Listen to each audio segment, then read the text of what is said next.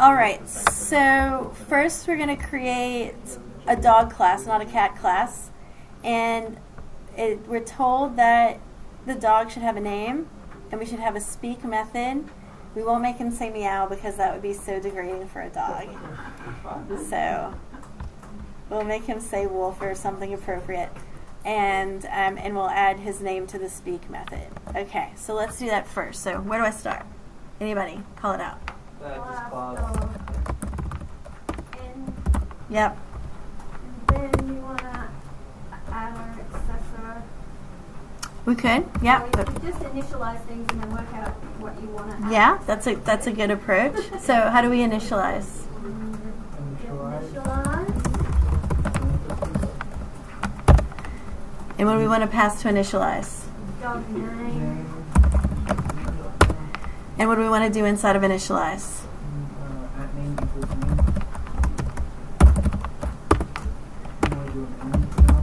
Yep. And then what method did it say we have to have? Speak. Does speak need any parameters? No. No. What should it do? Put. And what should it put? String starting with interpolation of the dog's name. How do we refer to that? Head name. And say wolf. Okay. And then we did, in the thing we had to say how old it was. This is just the first part there. We'll do this part first, yeah? And then we'll do the next part. Okay. So how can we test that this works?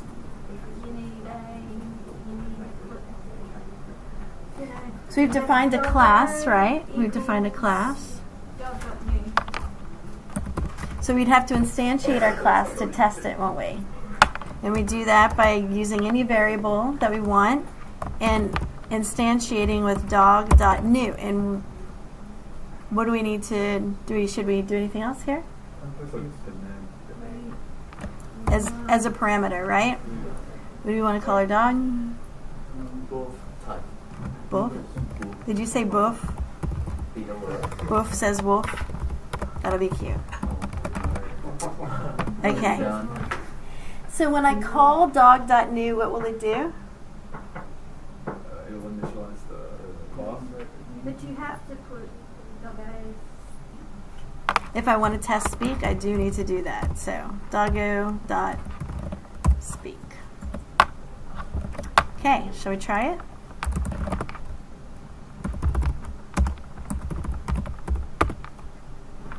Nice. Wolf says wolf.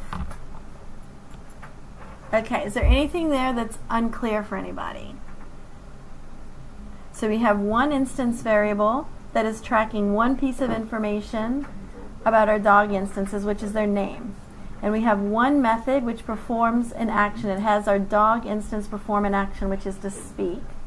And our speak method just prints out a statement with the dog's name and that it says wolf. And that's it. Okay, so let's look at the next part, which says, it says we have a name and age. We don't. Okay, let's add an age. How do we add an age? In the initialize next to name. Okay, so you're saying as a parameter? Yep, we can do that. Comma age. And then we'll do, Add age equals age. okay. And then you probably just go ahead and do location Yeah. the same way as well. Because that's something instead. Do what? Location? Okay, we can have a location too. Do the same for that. So far, we have no need for accessors, do we? No. Right? We will on the next step. Which Right. asks us to call location. Yes, but I do want you to notice that it isn't always necessary that you have them. So one mistake that I've seen new programmers make is that they'll add an accessor for every single instance variable they define. And that's not necessary. So far, we have no need for it. So you should not add accessors until you find you have a need for an accessor. Okay? Don't add one until you need one. So we always try to follow this this rule of I'm trying to think of what it's called in the terminology. This like rule of like limited exposure, yeah, like least privilege, like you know, you only make available what you absolutely have to make available. Restrict as much as possible. Yes, that's right. So the other mistake that I've seen people make is that they create instance variables that they don't need to create. They make every variable in their class an instance variable. That also isn't necessary. What should be an instance variable? Things that the whole class will need to use. Yeah, if you're only using this thing in one place and one method, then it doesn't need to be an instance variable. Instance variables store this sort of state of the object, you know, the state of the instance. Things that either the outside user needs to access or that we need to access from more than one method inside the class. Otherwise, it doesn't need to be an instance variable. So far, I think we're okay though. So now it says, okay, let's change our dog instantiation. So we're going to pass it a name, an age, we'll make him 5, and a location. Let's make him from Mars, because that's just more fun. Yeah, you need to like what she comes to class. Increase your course research. Well, I don't have to. So right now we just say the dog speaks. So the name says Wolf. Now we could add. Now I like to override 2s in my classes for debugging purposes of nothing else. You know. So when I print out objects as I'm trying to debug, it prints out something that's easier for me to recognize and see. So we could have a 2s, for example, that returns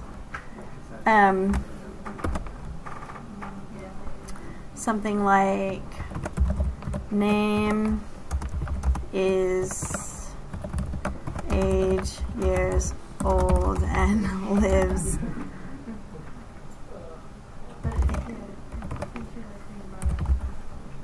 Okay, but I need to fix this because I'm not... Would it be more realistic to say is located at location rather than list? It's not. Sure. Home. Sure. Well, I mean location is location, it's not home. And located. I mean, if you like, if we wouldn't down to that extent, it would be. Yeah, but It because would she's putting be- that. The It location would be on because it's a whole different planet. Yeah, it would. Yeah, I'm leaving that alone for the moment. But yes, you're right. returns. Return. Okay. All right. So let's see what we have to do next. Oh, okay. So now we do want to test the location by printing the dog's location by accessing that instance variable directly from outside of the class. So you want Outside of the class, doggo puts doggo.location. So I'm accessing a variable from outside of the class means I need to now provide a way to do that. Because if I just run this, what am I going to get? an arrow. A no method. Undefined method error. Undefined method location for this instance of dog. You want to put an ATTR accessor on top of it. Yes, that's what I would do. So far I only need a reader. Oh, sure. And then if I accessor allows Accessor allows to read and write. read and write. So I can say doggo.location equals something else. But the way that I program is I only add as much permission as I need for my use case, for what I need to do. And if I find later that I should be able to change the location, then I'll add an accessor for that. I might want to control it without an accessor. So I'll give you an example. Say, for example, I have a piece of information that is non-trivial. It's not just a string, or it's not just an int, or I want to enforce something about when this value is set. I may want to control it more. I may want to provide a method with particular parameters to set a value. Okay? So say, for example, that, you know, I wanted to make sure that location's always a string. You know? If I just provide an attr accessor, then you could set it to whatever you want. So if I wanted to try to enforce some input, some validation about what you were setting it to, then I might want to have more control and actually define a setter method where I put some constraints. Okay? I might want to do that. So you always have to think about the use case, you know, and be a bit thoughtful about that and not necessarily automatically add an accessor. Same thing for reading. If we want to read a value, maybe we want to do some formatting of what that looks like. You know, if we just do an attr reader, an attr accessor to do a get on an attribute, it's just going to spit it out exactly how it is, right? But maybe I want to do some formatting. So then I might implement a method, a getter method instead, that does some formatting. So just to give you some ideas. Okay, let's just make sure that this is okay. It is. Now I can print that doggo location directly. I can print from that variable directly, and that's because I've added an attr reader for it. Okay, so now we're going to create a walk method, and it should say I have been for X walks, and every time you call walk, the number should increase by 1. Okay? Now what does that mean? What are we going to have to do to be able to keep track of this? So when I read this, I see there's a new piece of information, state information about a dog now. What is that new piece of information? How many walks? The number of walks, right? So if I'm going to be able to increment it, I'm going to have to keep up with how many times I've walked. Yeah? And I can see that this needs to be an instance variable because it is a property of the dog. I'm retaining some state. So if I defined it temporarily in a method and I incremented it, that information would disappear as soon as I left that method. Because I want this information to stick around as long as this dog sticks around, right?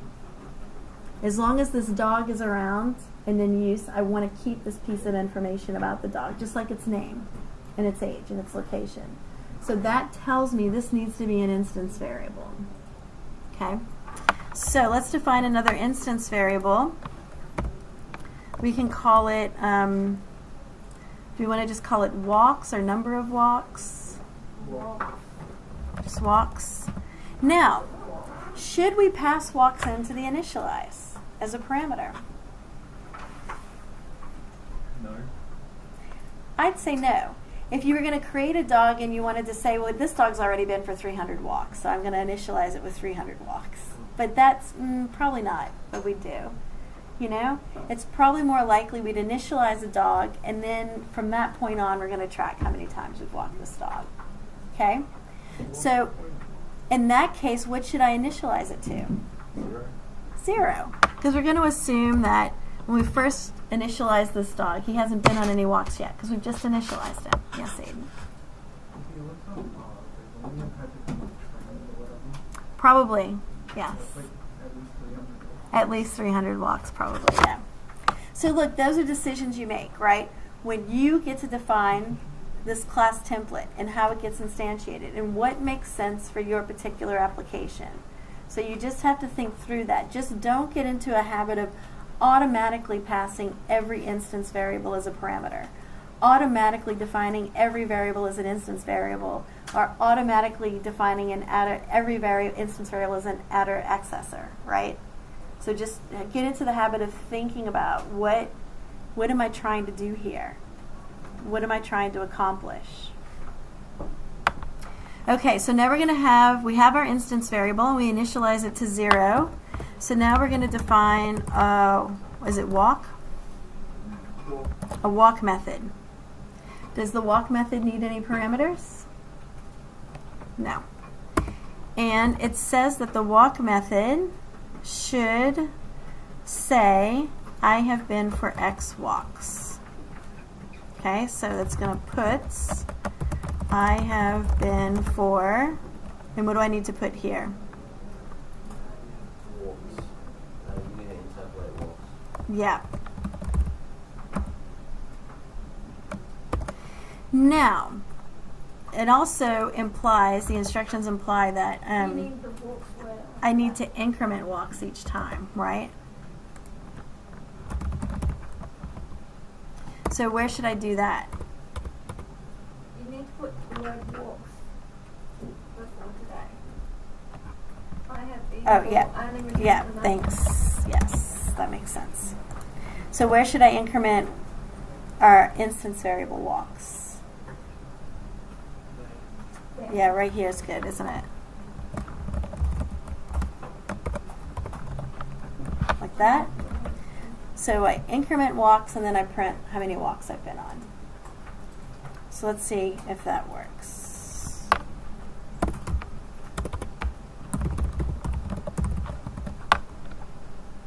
We'll call it maybe a couple times.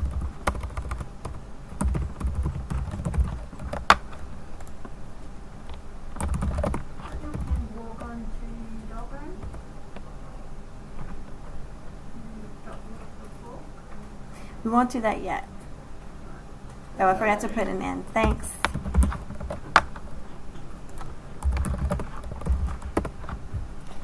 Okay, that looks good. Yeah? All right. So,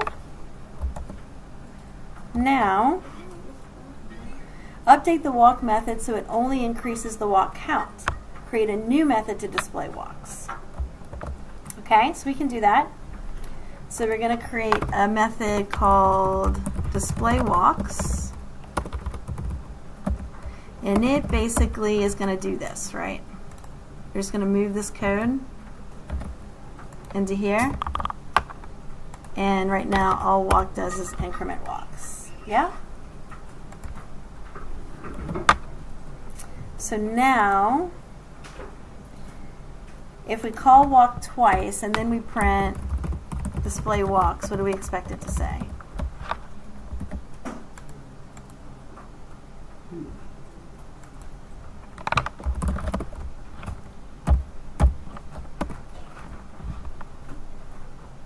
So, in my program, I'm calling walk twice, and then I'm calling display walks, and it shows me that I've been for 2 walks today, so that's good. And all I've changed in the code is I took the display part out of the walk method into its own display method, and walk now just increments walk.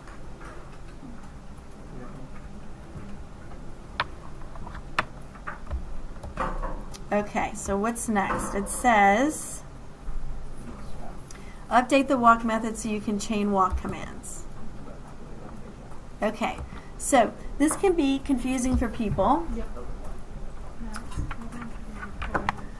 So what we want to be able to do is we want to be able to say, instead of doing it like this, we want to be able to say dot walk.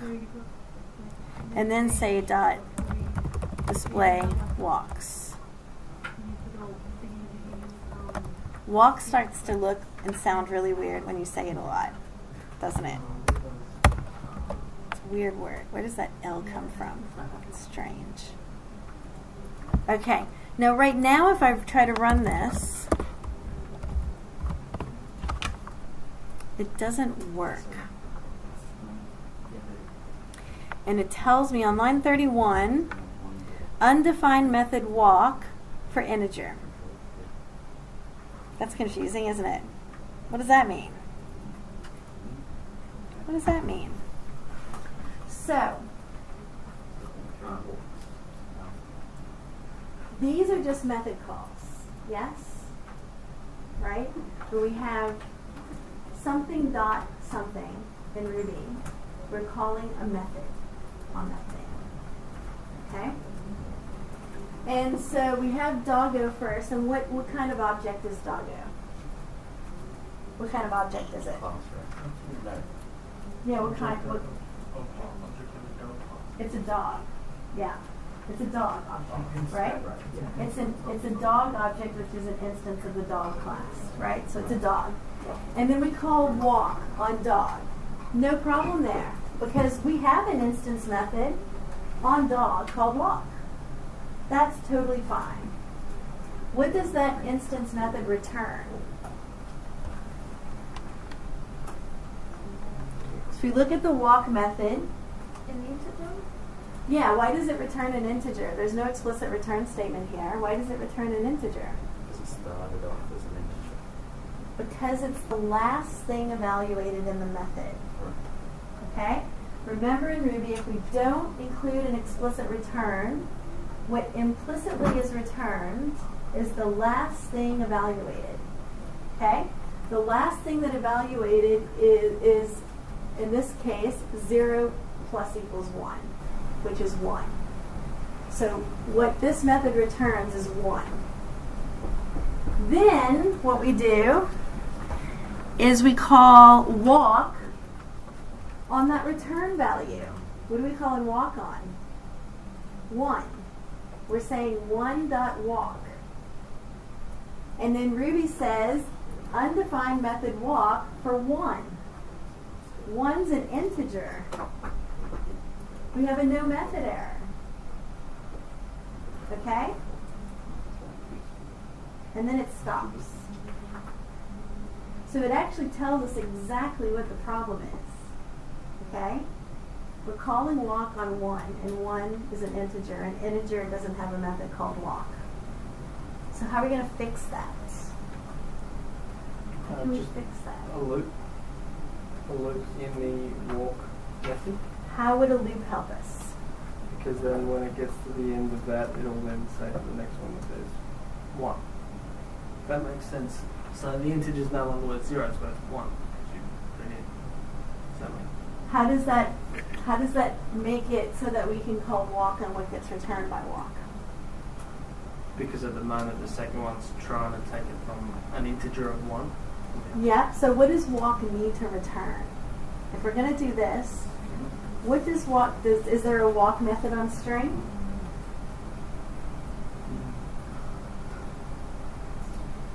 What does walk need to return in order for us to be able to call walk on it? An integer. Integer doesn't have a method called walk. What has a method called walk? The Dog. object. Dog has a method called walk. So walk needs to return a dog. And not just any dog. It has to return. This dog. This dog.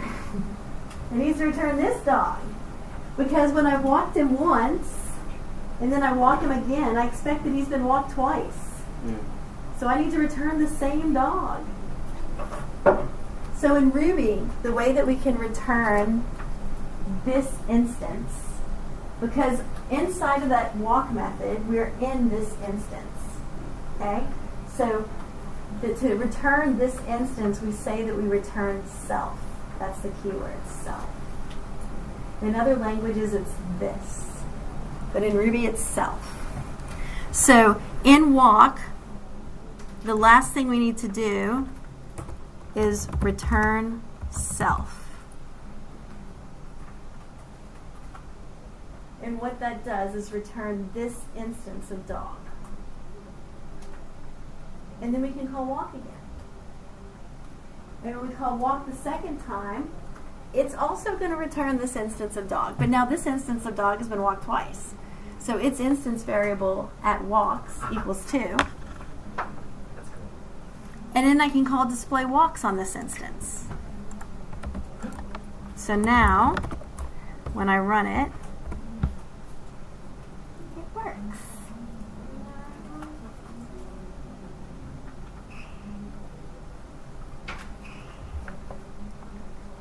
So all I changed was that my walk method now returns self. Okay? And that's typically the only time you need to return self from a method is when you intend to chain call this method. Okay? Like we're doing here.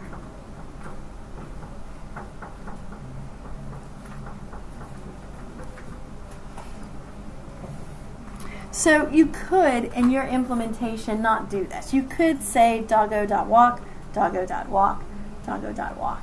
It doesn't hurt to do that. Or call doggo.walk in a loop. You know? Like, it doesn't hurt to do that. Okay? But you should be familiar with this because you'll see it. You'll see that other people do things this way. And then you can choose to do it this way or not. All right. Any questions about that? I know it's kind of a weird concept, but hopefully that was clear enough. Okay. Cool. So that was all that was asked. Now, before I'm not going to look at beast mode just yet. First, I want to talk about how right now we have our class and our program in the same file. This is totally fine when you're building something and you want to test it. You know? Nothing wrong with doing it this way. But when you are ready to release your application, or when you get it to a point that this sort of minimal testing is done even, long before you're going to release it, you should start to separate things out. Okay? And a good rule is that any class definitions should be in their own files. All right? So let's do that. What we're going to do is we're going to create another file. I'm going to call it, let's see, what do we want to do with this dog? Let's say maybe we've got a dog walker application. You can't see my underbar in this terminal. It's kind of annoying. There is an underbar there. And I'm just, VS Code is annoying me a little bit. I need to look at my settings.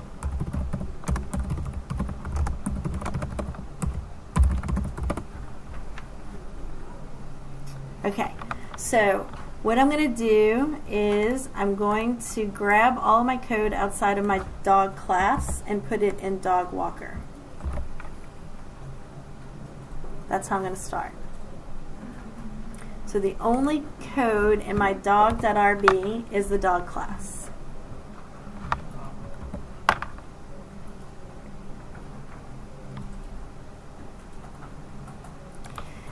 Now, what do you think is going to happen if I try to run dog walker?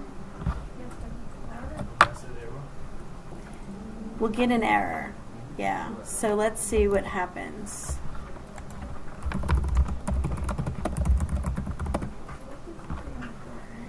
And what it says is an interesting error. It says uninitialized constant dog. All right, so the reason it thinks it's an uninitialized constant is because it starts with a capital letter.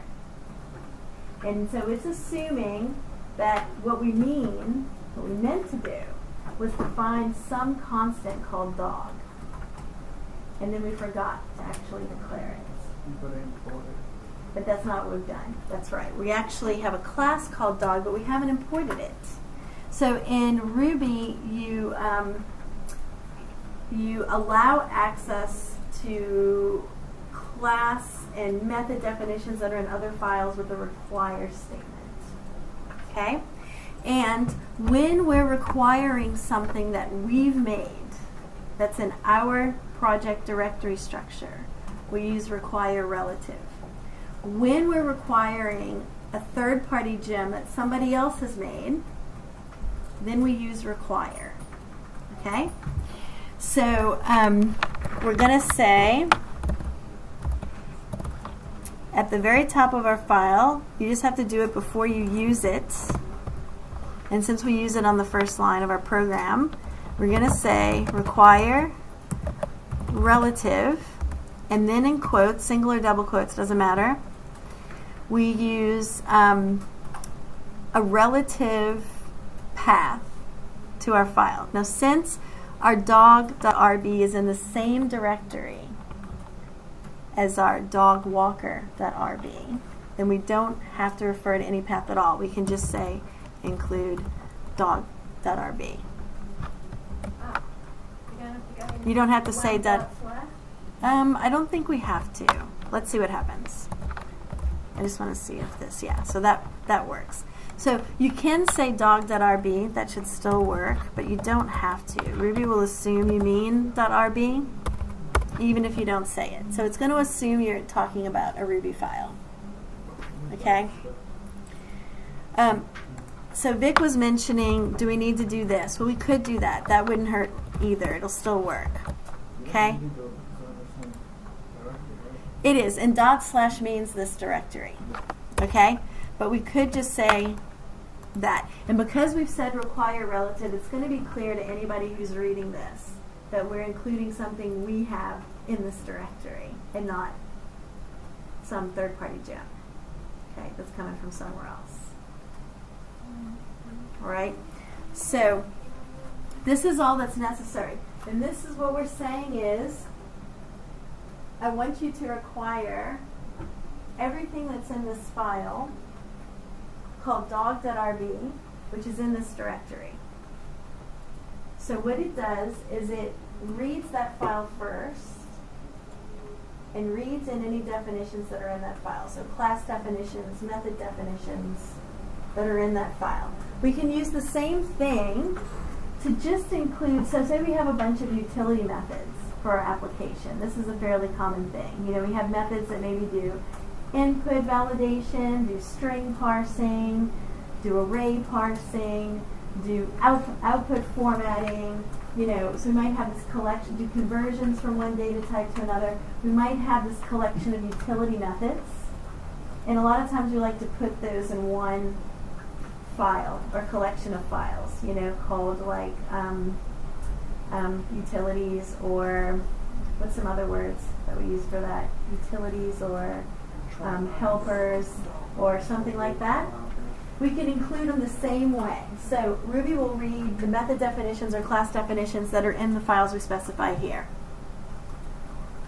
And so this is nice because now we've separated our dog class from this one application that uses a dog class. Now we can have other applications that also use a dog class, and they can also require the dog class. So we don't have to put the dog class definition in every application that uses a dog. We can define it in one place. And then anybody who wants to use a dog can just require the dog file, the dog.rb file that defines our dog class. So then we separate the work here. We say, okay, the job of dog walker is just to walk dogs, not to define what a dog is. Its job is to walk dogs. Okay? So we might say, you know, we could add some input in here. We could say, put,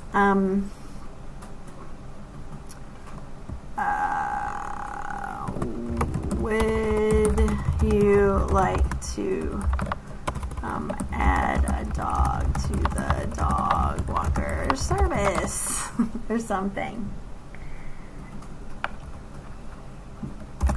Enter a name or quit to exit. We could do something like this. Yeah?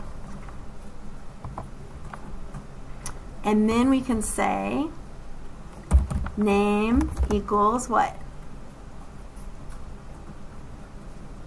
Chubby. No, because I just asked the user for input. Oh, gets dot. We'll do dot strip. Okay. And then we just need to check that they wanted to exit. So how can I do that? If Hmm. Name equals Q. Q.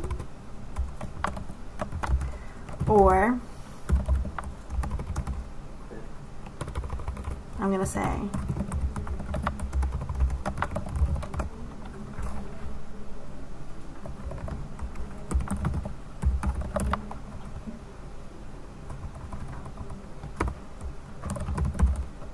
in that case, would you want to do gets dot strip dot entrance? well, I already said strip Can you do when I saved a name. Oh, well, Wait, No, I'll Because tell you why. the dog's I want the name, maybe dog's- put a yeah. name that isn't Yeah. Q or quit. Yeah. Hmm? I didn't know you were able to put R's. It is a thing. It is a thing. In Ruby, you can say or and for this kind of combination of conditional statements. Okay. Goodbye. Probably better. Okay. So we'll return if they want to leave, and otherwise, we will have to ask them puts. What else do we have to ask them to create a dog? Age. Yeah. How old is your dog? And then we'd say age equals what? Yes. Dog to integer. Yep. And then what do we have to ask them? Location. Yeah. Where does your dog live? At home. Yeah. Location equals strip. Yeah. Would make that okay? No, I think Wanna we'll put just. it as I type it? Well, yeah, we'll just put it in as they type it. Place names. So what do I have to change here? You might want to capitalize. We might. We could. So we could do this, for example. And then we change this to. When you put an exclamation mark, because if you want to use it later, you want it almost to be colorblind? No, because I'm saving it in the variable itself. So the difference is It's better if it's one case. capitalize is going to, even if I don't use the exclamation point, it's going to return the capitalized string, and that is what I'm storing in location. I'm storing it capitalized. Right. Okay? So we don't have to use the exclamation point. So what do I have to change about my dog instantiation? Right now I'm hard coding values. But you put the variables, Yeah, so what should I put? name, and then age. Yeah?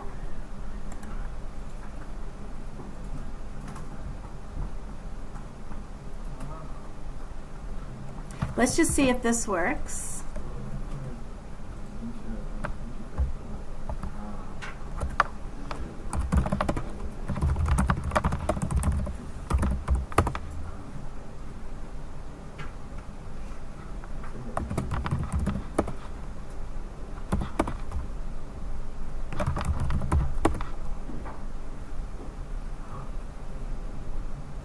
Okay?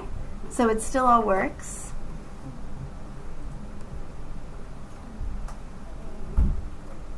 Should it? Yeah. It should. So, And then could you ask, has your dog been for any walks? Right? yes, if we did that, has your dog already been for walks today? Okay?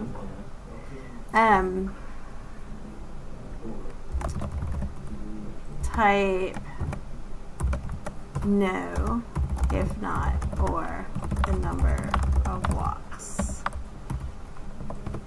Oh. Okay? So then we can say walks equals gets strip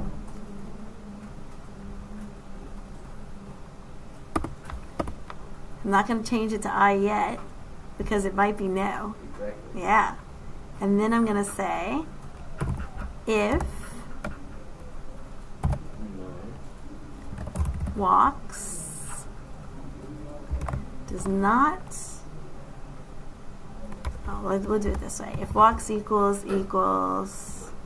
I'll say walks dot down case. Ooh, yeah, this will be all right. equals in or walks dot down case equals no. Puts or no, not puts. We could say puts. Okay. We'll take him for a walk. Okay. And then else walks equals walks to I. Yeah? We'll cast it to an integer. Now, if we want to say doggo dot walks equals walks,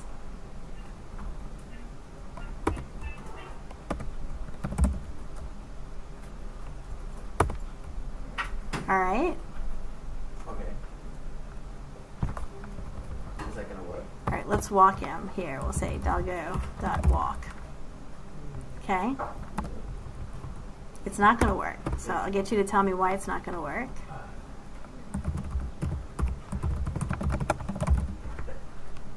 Okay, so we're going to ask, has your dog already been for walks today? Type no if not, or in, or the number of walks. Okay, let's say, and then we just strip what they put in. So it's still a string that we're assuming is either a number or in or the word no. Instead of doing it the way you Yeah. the way you did it there, couldn't you put a loop under? So walks equals walks dot to I, and then do Walk and walk? We uh, could. walks- Let's do that. Walks times do, like as in, you know, like you do like 5 times do. Yeah. Because it's a 2 integer. You Yeah, we could. We could. Let's do that. Let's do that. So we still need walks.2i, Yeah. but we can say walks dot, like you're saying, we can say walks.2i dot times do, oh, not does, do, what do we do? Wouldn't it just be doggo dot walk? Yeah, walk. Oh, doggo dot walk. And then we would get rid of just, doggo you would dot get rid of walk. this. Yes, And that will work. that will work.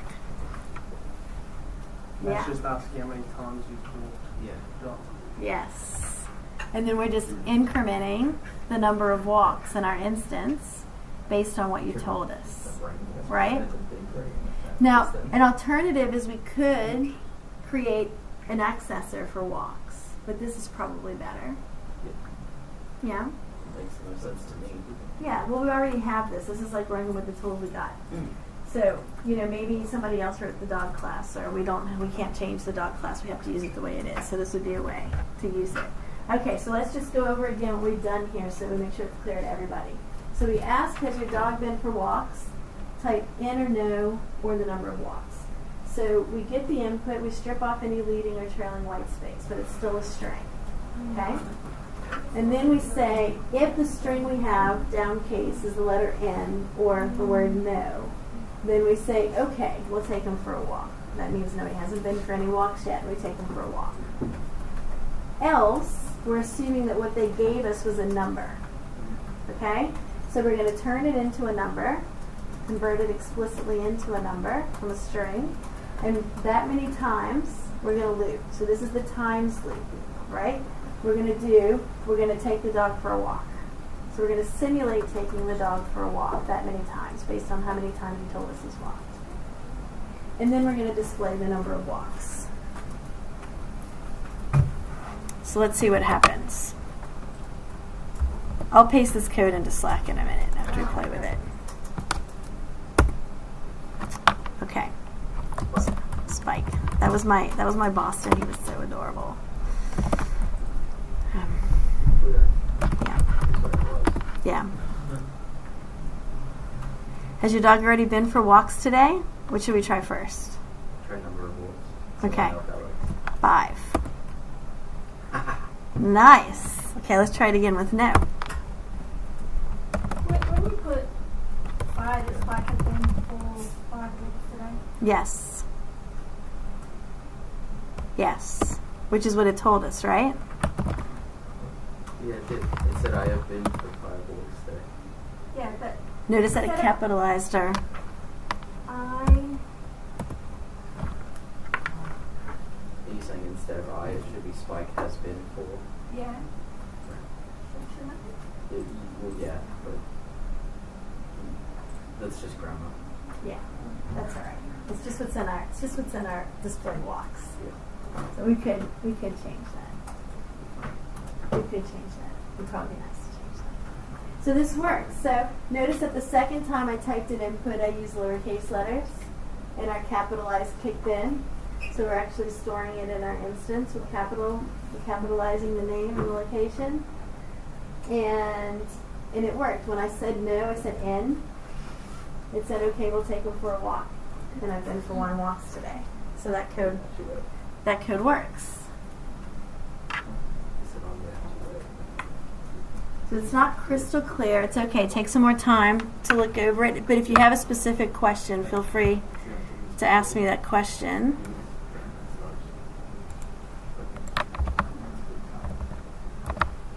Yeah, Aiden.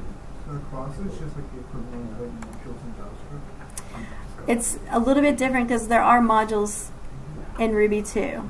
And so I'll talk about those not today just so I don't fry brains, but maybe tomorrow though we'll have time to talk about modules. So modules, classes are like classes. So Ruby classes are like Java classes, and modules are like interfaces in Java. Okay? Yeah. And I'll talk more about that tomorrow.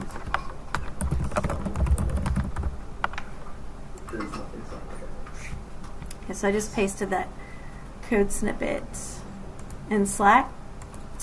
Okay, I want to step away from this for a moment, and we're going to take about, I'm going to give you about 20 minutes to try this little thing that's not a test I put together. It's not a test, it's not assessed, okay? But it's just to give us an idea of how well you're understanding loops and arrays, which is a really, really important thing to understand. Where did you put it? I'm going to put it. I haven't put it yet. Put it in like. Oh yeah, I put the code in lessons. So in everyone, I'm going to put this. It's a Ruby file. So my instructions, and this is, remember, no assessment here, no blame, shame, or guilt, no judgment. I just want you to have a go at it without looking up anything. All right? You can use IRB or Visual Studio Code because let's just quickly look at it together. I'll show you. Hang on. Let me add it here. Where did I put it?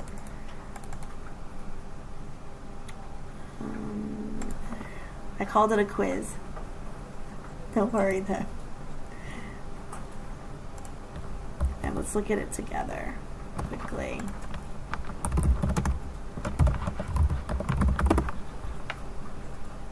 Okay, so replace the blanks with the correct values and then test your code. Okay? Write a method so you can grab these pieces out and stick them in separate files and test them if you want, however you want to do it.